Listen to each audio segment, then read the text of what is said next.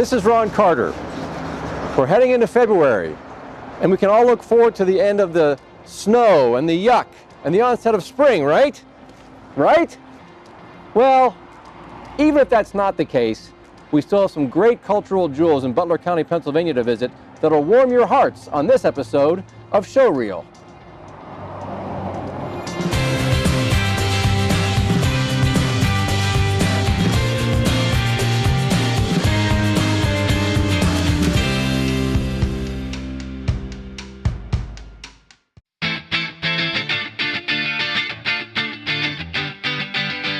Showreel was fortunate enough to be invited back to the Butler County Community College campus, which is right off of Route 8 in Butler, and also happens to house a state-of-the-art cultural center that soon will be featuring a full symphony, a specialty woodwinds ensemble, and an extensive showcase of local performing artists.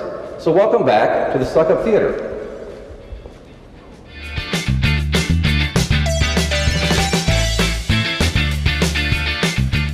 It is a pleasure to be back at the Butler County Community College campus in the Suck-Up Theater, and I'm with Larry Stock, the Cultural Center Director here at Suck-Up Theater. Larry, thanks for rejoining us on Showreel. Thanks for coming back, Ron. We're glad to have you back here. Well, it's great. It's such a delight to come back to this space. It really is very intimate here. The furthest seat in the house is what, maybe 40, 50 feet? Yeah, there's only, clear to the back wall, it's only 75 feet from the stage. So no matter where you're sitting, you're close to the stage, and they did some really good work with the acoustics here. Wonderful. And so you can hear everything wherever you're seated. Yeah, people don't appreciate these intimate spaces until they get here. Right. I have a lot of performers that come in and are just amazed at the space, and they love performing here. That's excellent. So how has the season been going? Hey, it's been going really good. We've had we're about we have 3 of our 4 performing arts events that we've already had. The last one was one of our few sold-out performances we've had in the 16 years I've been here. We had the Tamperitzens, and we sold every seat in the house, and they are spectacular. They had a new show they were doing this year, and they've expanded. They don't just do Eastern European. Now they're doing all of Europe and all of around the world. Oh, basically. really? Yeah. And they are just terrific. They are just energetic. They make me tired watching them. They're just the costumes, and they perform with live music. The musicians are all just fantastic. Oh, so it's not even just canned music. It's live. It's live music with the dancing and the costumes, and everybody is just professional all the way. Wonderful. It's just a wonderful experience. So everybody loved it. So, and that's been your how many sold out shows? Well, that's only the fourth or fifth one in 16 years we've been here. All right, so the goal is still to get more people in the seats. Absolutely, I'm trying to get them in here. We had a nice turnout for our holiday concert with Pittsburgh Philharmonic this year. That always does very well, so we had a good concert with that. And of course, we started out the season with Bodyography, my resident ballet company, and they were spectacular. And I also had the National Players back with the Alice in Wonderland. Oh, really? And that was a great show. They did a good job with that. So Wonderful. That was fun. So I've got lots of things coming up, though. Of course. That's why we're here. Right. Because we have my 4th of the 4 performing arts events coming up on February 17th. Okay. It's the Alien Winds of Pittsburgh. And it's a wonderful group that I discovered the Alex Jones, who is the principal clarinetist with the Pittsburgh Philharmonic, had put this together. And for those of us who don't know, what would the Alien Winds be? What the group is? Yes. Well, like what kind of instruments are we talking about? Well, we're looking at, I can tell you exactly here because I'll forget if I don't look. There's clarinet, there's flute, there is horn, French horn, and they perform, what else is with them? They're all a bassoon, and it looks like there's another, an oboe, of course. So really, that sounds like a very interesting mix. It is. It's a very eclectic. That's why I had to look, because it's a very different mixture of instruments. So a lot of the things they perform are all original arrangements and things they have put together for this particular mix of music, instruments. And everybody's just fantastic performer. They're all just terrific. Well, I'm a little familiar with Alex Jones. He put together what he called the clarinet quintets at the Strand Theater a couple of years back, and it was one clarinet with 4 strings. That's cool too. Yeah. That's a different kind of configuration. So he's a pretty inspired musician. He is indeed, and he is a terrific player. And they just have their sound is just so unique, and they have such a variety of tunes they'll be playing. So I'm excited about having them part of my series. Fantastic. They're going to be really good. Wonderful. So that's the last of our 4 performing arts events. We have 2 performances by the Pittsburgh Philharmonic coming up. Okay. We have one in March, and we have one in May. And the one in March is going to be, they're calling it Back to School. But In March? In March. Okay. But it's the Young Artist Concerto Competition winner. Okay. So they'll have a youngster here. I'm not sure what he will be performing. They haven't, I don't think they've selected the winner yet, or if they have, they will be soon. But they'll be performing in part of that concert. But I guess with March, they're talking about coming back after the holidays. yeah, I guess that's We'll let that one slide. We'll let it slide. But they're doing stuff from Brahms to Dvorak, and it'll be a very good concert.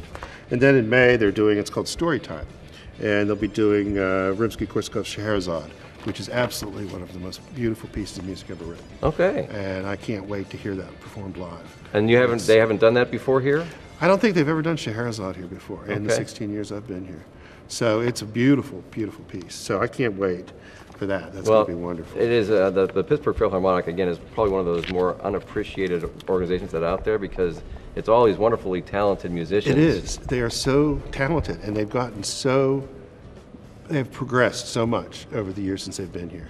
They've been performing here for many, many years. They were here Right. for our summer concert series prior to the Suck Up Theater even being open. So they've been performing on our campus probably as long as we've been here. And but they have just gotten better and better. Their new director, Edward Leonard, has done a remarkable job with the strings section. They've always been strong with their brass and woodwinds, but now their strings are equally as good. And they're just a beautiful sound. So It sounds great. I call them Butler's other orchestra because we do have our wonderful Butler Symphony. Sure, of course. But we have another one. So come on Right. up because they perform here and then they perform down in Millvale. They're Sure. using for the auditorium at the Mount Alvernia.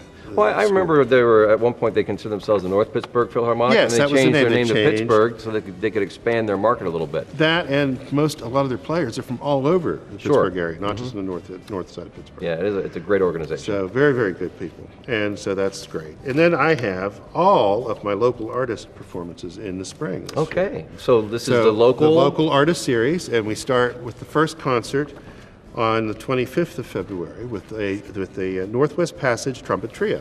Okay, And the gentleman that started that is in the music department at Westminster University. oh my. And so we're looking forward to them. They're going to be here. That's a very unusual thing as well.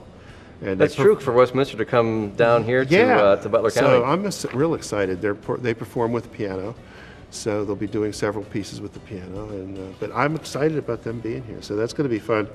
I need to mention all of our local artist performances are all Sunday afternoons at 2 o'clock. Okay, So this will be a Sunday at 2 o'clock on the 25th of February. well that should be pretty good timing. I mean, people will get out of church and they can Yeah. have their lunch and then get here for a great show. And it's nice. It's get dark earlier this time of year. Yes. So people can get home before it gets dark. Wonderful. So so that's good. And our next one then would be March 11th with the Tornado Big Band. The And Tornado Big Band. Butler High School Tornado Big Band. All And right. That band in some iteration has performed here every year since I don't know how long. They used to kick off our summer concert series back in the day with the Butler Lab Band.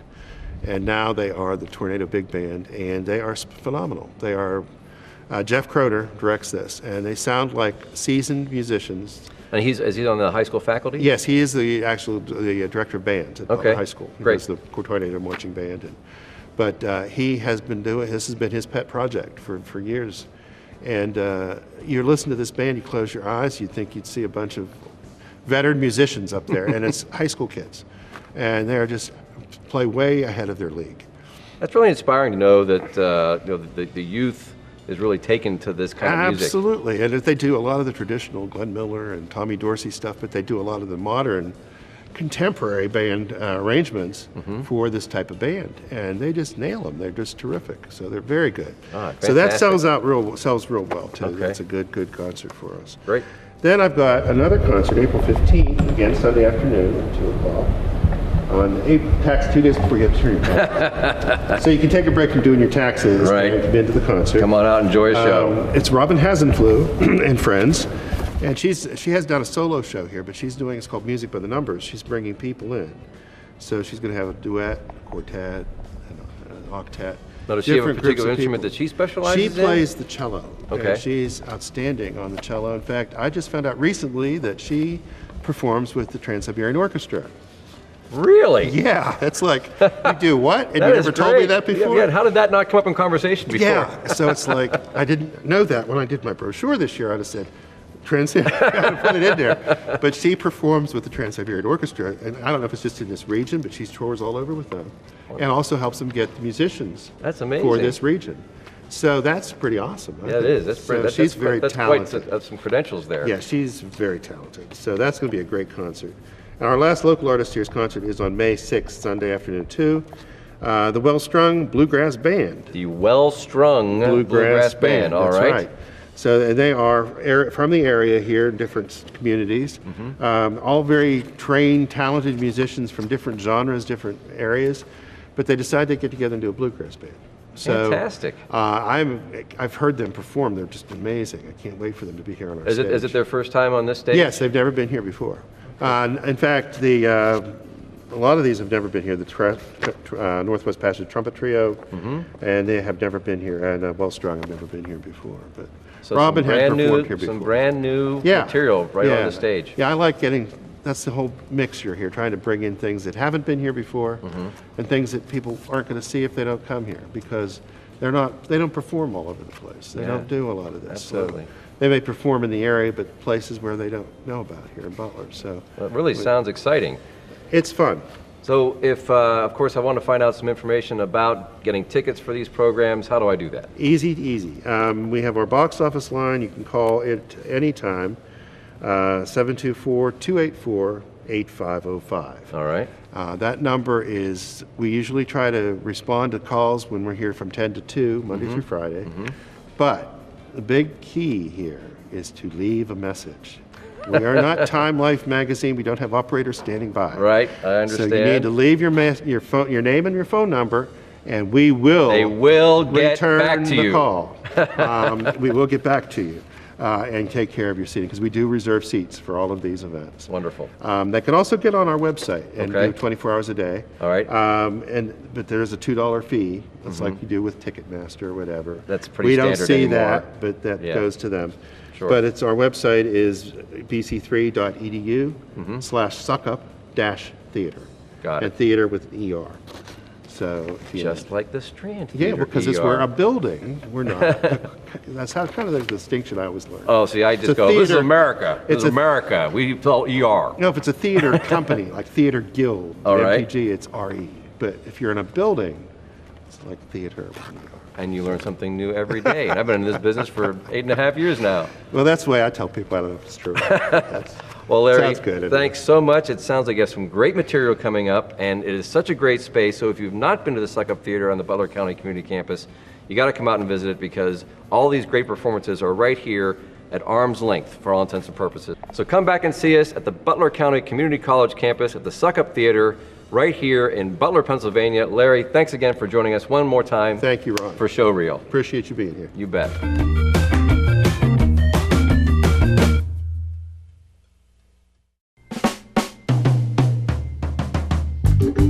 As you walk through the halls of the Cranberry Township Municipal Center, you'll find some pieces of artwork that have been here for many years. But in a few weeks' time, the Cranberry Artists Network is going to organize a brand new show which will showcase artists not just from Cranberry Township and Butler County, but from counties all over southwestern Pennsylvania. And it'll be right here at the Municipal Center in Cranberry Township, where they have 5,000 people a week that walk through these doors.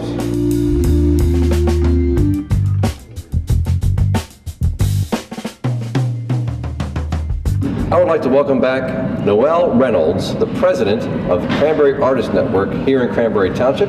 Noelle, thanks for rejoining us for Show Nice to Reel. be here again. Now, as unfathomable as it may sound, some people may have missed the first time that you were on the show. So why don't you tell me a little bit about the Cranberry Artist Network background, how it all started, and where you've taken it from there? Well, back in 2014 in January, we partnered with the township, and we talked a lot about the fact that there was a real void in this area for artists. And there had been a Cranberry Artists Council about 10 years prior, and that void never got filled. So we were able to work and partner with the township. We had a lot of support from them, and we have 9 founding members that were all members of other organizations. And so we said, why aren't we getting together here?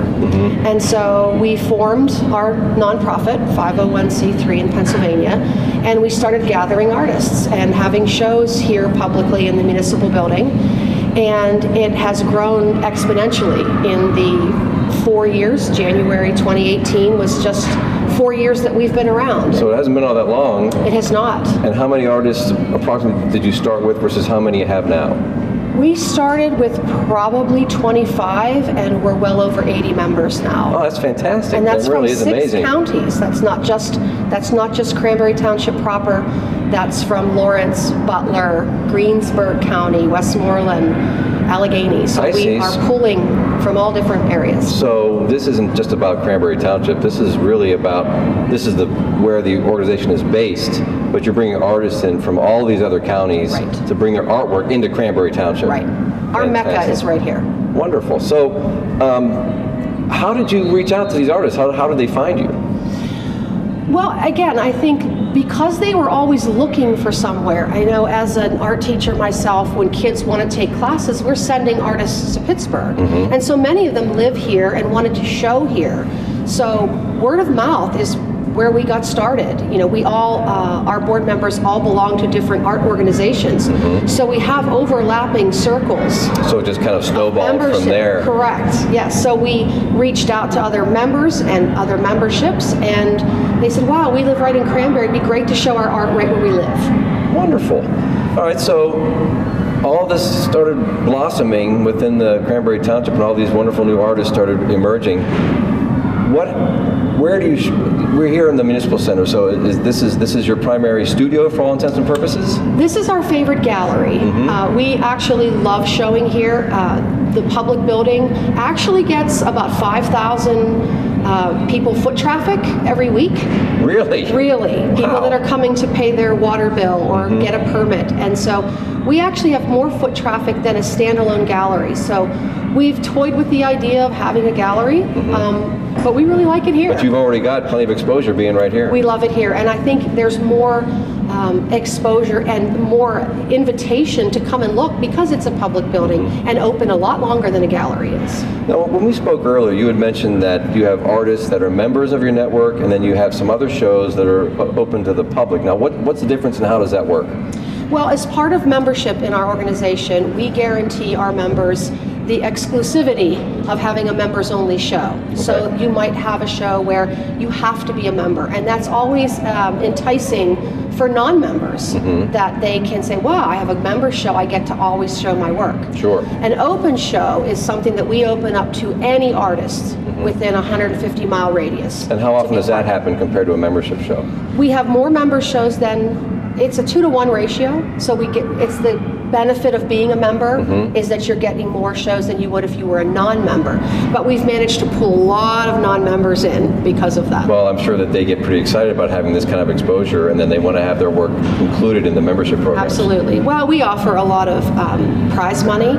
We bring in professional jurors so that their work is getting the opinion of people that are actually working in the industry. Oh, I see. Well, that's very exciting for them then. So what kind of shows are coming up these days? Well, our show that's coming up in March, and it opens on March 13th, is called Drip, Drizzle, and Splash. Drip, Drizzle, and Splash, yes. All right. Yes. We've had a miserable winter. I think everybody would agree. Absolutely. Right, and so we're asking our members to talk about, in their medium of choice, how this change of season and what does water and melting and fog and snow and the emergence of spring, what does that look like in their medium? I see. So this is a themed show where they have to focus on how they apply that theme to their medium. Now, you're not just the president of the Cranberry Artist Network. You are indeed an artist yourself. I am. And so do you plan on involving yourself in this event as well? And do you have a plan for your theme? Well, as a clay artist, I'm always looking to push that medium as far as I can. So this one excites me because I get to maybe not only drip my clay, but maybe drip my glaze and my clay to look as though it is melted. So I'm looking forward to that is very pushing my medium intriguing. Yeah, I look forward to seeing how that turns out as well. You had mentioned earlier getting a prospectus out. Now, what does that mean in terms of trying to get the word out as to what the theme will be? Well, our prospectus is a call to artists, and that is where we give them the lowdown on size requirements, we give them the theme, we give them the dates for the drop-off. So it's really the itinerary for artists so that they know when their art has to be juried in and when the show will run. And you release that prospectus to the membership through your website or through an email blast? Or both. Both, yeah. Because we do post that on our cranberryartistnetwork.com website, so every current show is posted there. And as a member, do I log in to see the prospectus, or is it just there for my... You will see that whether you're a member or not. Okay. Well, again, I guess that could entice some of these non-members. Wow, that seems like an interesting challenge. Maybe So, can I become a member and still get in on this particular show in March? You can. You can. I had to think about the date.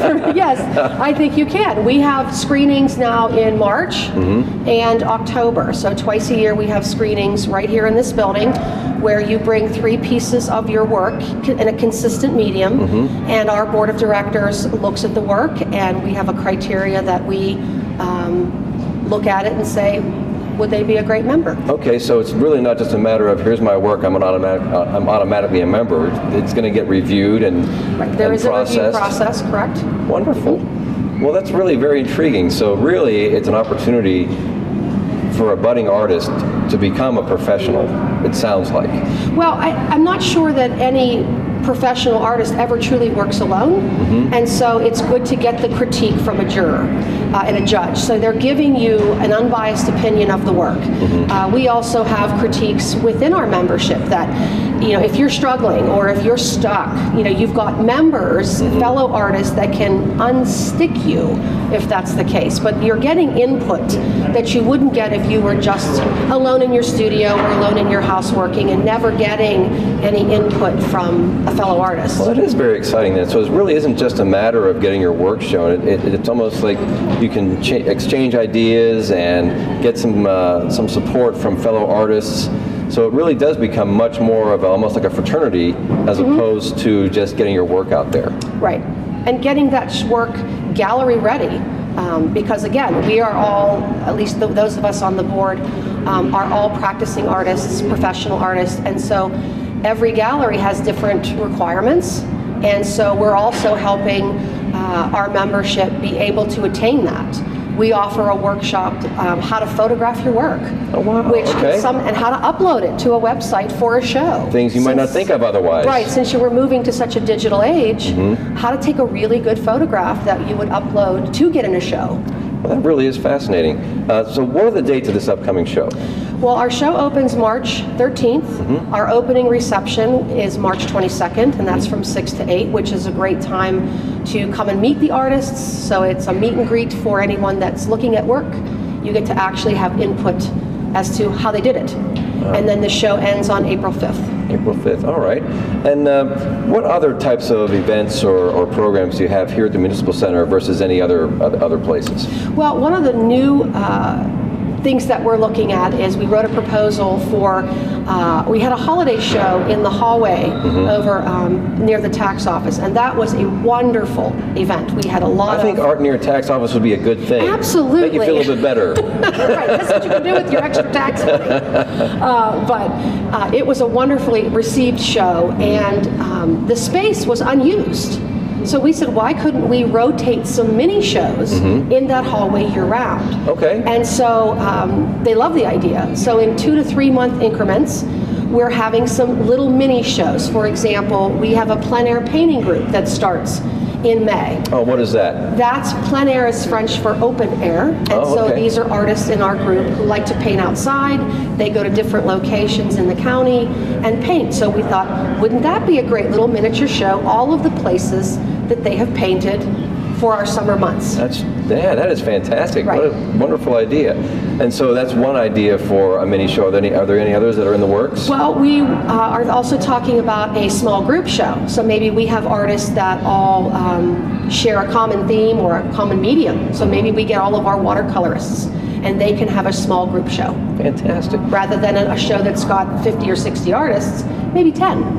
And they're still getting that 5,000 plus foot traffic. Exactly. So it even behooves them to, even more so, to have that work in the mini show because there's fewer pieces to look at, so there's a better chance that their work will be seen. And our goal really will, and this will happen anyway, we actually will have 2 shows running simultaneously. So we'll have a mini show in that little L-shaped hall, and then we'll have our big shows right in this rotunda. So they will go at the same time? Some of them will overlap, yes. Okay, well that's very exciting too. Yes. It really sounds like there's all kinds of new opportunities for artists. Yes, and we're definitely, the mini shows are exciting. We might do a black and white show, but it's giving us a footprint here year round.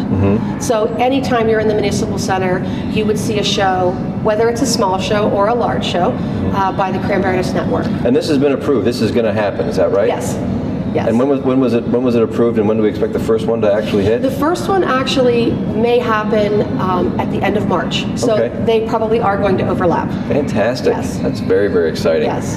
Well, if I'm an artist and I want to find out about getting more into this network, or if I want to find out more about these gallery shows, if I'm part of the buying public, how do I find out? How do I get that information? The absolute best place is our renovated website, cranberryartistnetwork.com. Okay. We have all of our current shows. We have past shows. There are ways to connect with us. We are also on Facebook at Cranberry Artist Network. We're very responsive, so we get you an answer quickly. But all of our dates, how to contact us for buying artwork, because it is original local art. Sure. And we have tons of information and pictures. We have our show schedule. We have our plein air schedule. We have our open studio schedule. Fantastic. So we're busy. Wonderful. It sounds very exciting to be an artist, well, not just an artist in Cranberry Township, but an artist throughout all these counties. It's great for the Cranberry Township public, but it's really great for the artists from here through Butler and Venango and all these other great places. Absolutely. And we're actually, oh, you're the group that shows at the municipal building. So we've kind of stamped our mark on this area. Wonderful. So you've really got your brand out there already. We do. Wonderful. We do. Well, I certainly appreciate talking with you, Noelle. It's very, very exciting to find out about the Cranberry Artist Network. And I'm sure we'll like to have you back sometime again on Show Reel. I'm happy to come back anytime. Wonderful. Thanks so much. Thank you very much.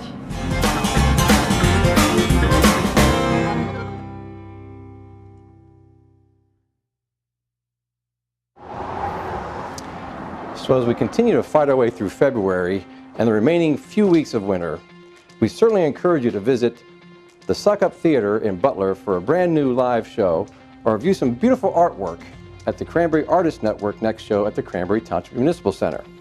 And if that doesn't warm your heart in these bleak winter months, a fresh, hot cup of coffee from the all-new Strand Cafe surely will. Oh. Maybe I'll drop an ice cube in that, but it tastes glorious.